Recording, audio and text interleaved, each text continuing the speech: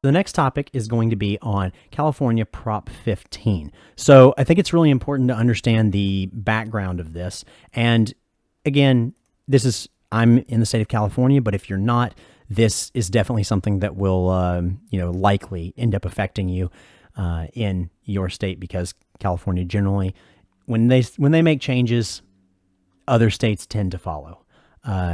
As far as worker and consumer protection rules are. So it's important to understand that since 1978, with the passing of Prop 13, that made it so that properties in California were taxed based on the purchase price. And then from that purchase price, they would be taxed annually just by adjusting it with 2% increase or inflation, whichever one of those is lower.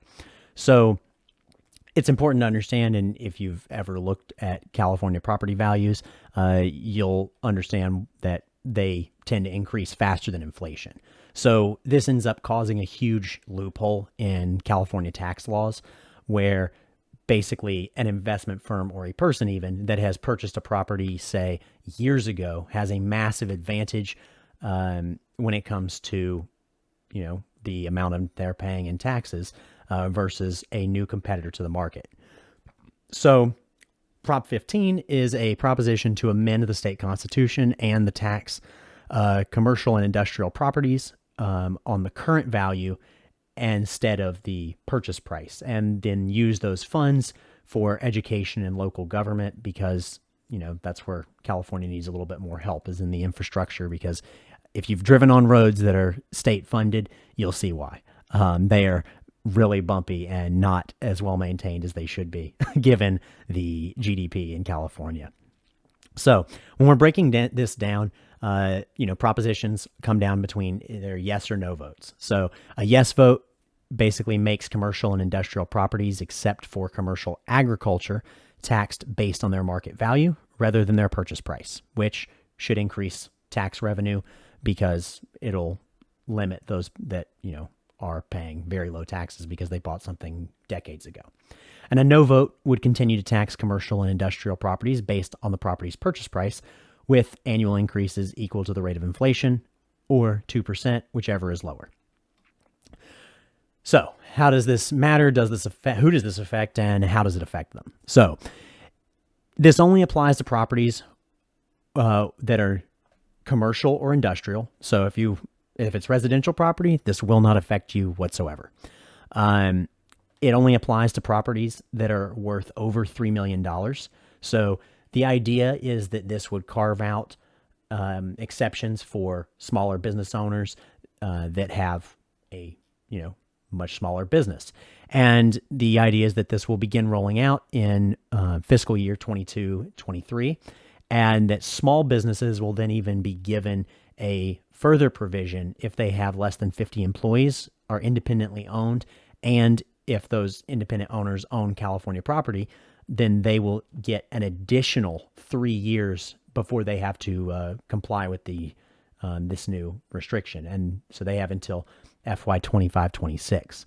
And the estimated revenue that this should generate is going to be between 8 to 12 billion annually. And what they plan on doing is ensuring that they'll update this every 3 years or less. So the idea is that this will end up helping cut at the deficit that California has this year due to what's been going on. And who it'll benefit is schools. So it'll increase the funding for K through 12 public schools, community colleges, and local school boards. It'll also end up providing some funding towards charter schools, but the majority of it is going to be going to the public ones. It should, in theory, help small businesses. However, we have to keep in mind that some small businesses do rent from these larger investment firms, and that there could be some negative side effects to that some people are concerned with. And I'll go over those in a moment. But, it exempts small businesses as well from personal property tax, and it gives them a $500,000 exemption, which is pretty helpful if you're a small business owner. And again, anyone with under 3 million in industrial or commercial property. Land and property cost a lot in California, but that is going to cut out a lot of people on the lower end, which should at least help them in theory. Because specifically that specific stipulation will end up making it so that only 10% of businesses in California will end up making up about 90% of those taxes paid. So overall, this should be something that, vastly targets the bigger corporations in the state of California and helps out the smaller ones. That being said, the thing to keep in mind and the one possible negative is that, say, an investment firm owns a strip mall or some other industrial property, and they rent out those, spaces to smaller business owners. Those smaller business owners then could end up seeing that tax cost passed on to them. I haven't seen a specific measure to try and prevent this, i.e., like some type of rent control measure or something along those lines in order to keep commercial landlords from passing this on.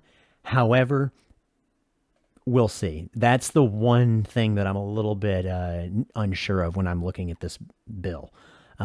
That being said, as I understand it currently, my opinion on it is that I think it's a good thing, and I plan on voting yes on it.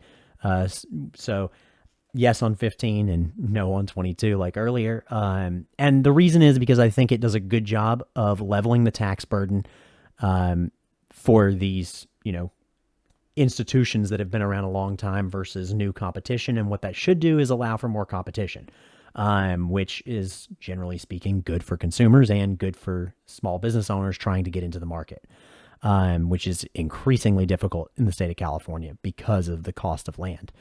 And I like that it makes it more costly for investors to hoard. While I'm definitely someone on my channel that talks about investing for, average people, I live in California, and I can tell you that it's a really big problem here where you have houses that go on the market and then immediately have cash buyers that are from, investment firms that are looking to essentially, gobble up these properties and then either, renovate them or rent them out.